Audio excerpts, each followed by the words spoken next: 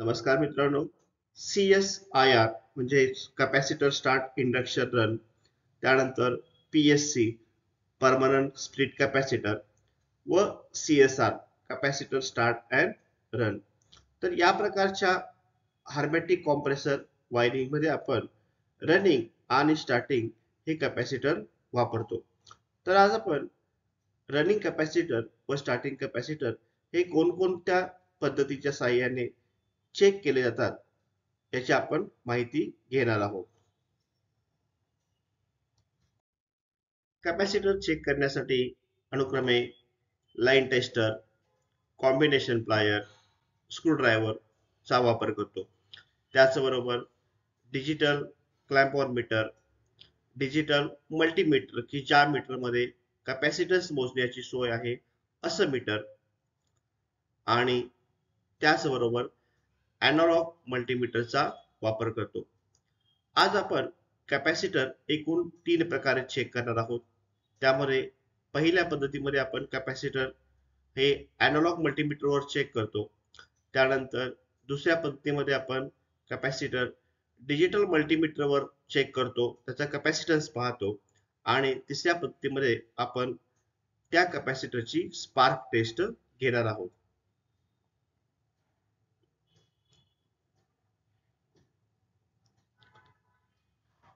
आता आपण प्रथम एनालॉग मल्टीमीटरच्या साहाय्याने कॅपॅसिटर कसा चेक करतात हे पाहू.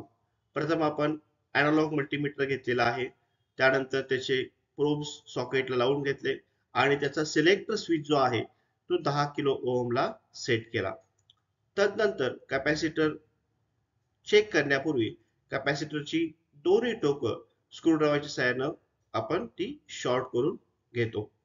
तदनंतर एनालॉग मल्टीमीटरचे दोन्ही प्रोब कॅपॅसिटरच्या दोन टोकांना लावतो.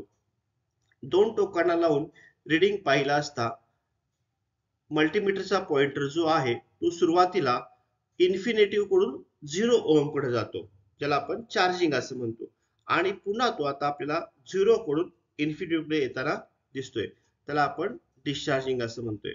म्हणजेच त्या ठिकाणी कॅपॅसिटरला प्रोब लावल्यानंतर कॅपॅसिटर हा चार्जिंग झाला पाहिजे आणि डिस्चार्जिंग झाला पाहिजे. समजा प्रोब लावल्यानंतर त्या ठिकाणी तो पॉइंटर हलला नाही किंवा तो पॉइंटर इन्फिनिटिव्ह कडून 0 ला जाऊन थांबला, परत तो रिटर्न आला नाही, तर अशा स्थितीमध्ये आपण तो कॅपॅसिटर खराब आहे असं समजतो. तदनंतर दुसऱ्या पद्धतीमध्ये आपण कॅपॅसिटरचा कॅपॅसिटन्स मोजतो. हा कॅपॅसिटन्स मोजताना आपण त्या ठिकाणी आपल्याकडे असणाऱ्या मीटरवर कॅपॅसिटन्सची रेंज लावून घेतो. ज्या मीटरवर कॅपॅसिटन्स मोजण्याची सोय आहे असंच मीटर ह्या पद्धतीमध्ये आपल्याला वापरावं लागतं. तदनंतर कॅपॅसिटन्स रेंज लावून घेतल्यानंतर डिजिटल क्लॅम्पॉर मीटर किंवा डिजिटल मल्टीमीटरचे दोन्ही प्रोब हे कॅपॅसिटरच्या दोन टोकांना लावले जातात आणि त्या ठिकाणी त्या दोन टोकामधील कॅपॅसिटन्स मोजला जातो. आता या ठिकाणी आपल्याला जी व्हॅल्यू मिळालेली आहे ती 61.6 इतकी आहे. मिळालेली व्हॅल्यू आणि कॅपॅसिटरच्या बॉडीवर असलेली व्हॅल्यू आपण त्या ठिकाणी कम्पेअर करू शकतो.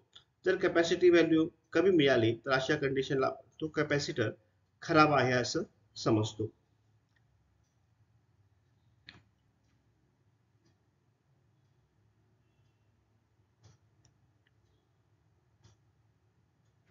त्यानंतर कॅपॅसिटर टेस्टिंगच्या तिसऱ्या मेथडमध्ये, जिला आपण स्पार्क टेस्ट असं म्हणतो, या पद्धतीमध्ये आपण कॅपॅसिटरच्या दोन्ही टोकांना अनुक्रमे फेज आणि न्यूट्रल वायर जोडतो.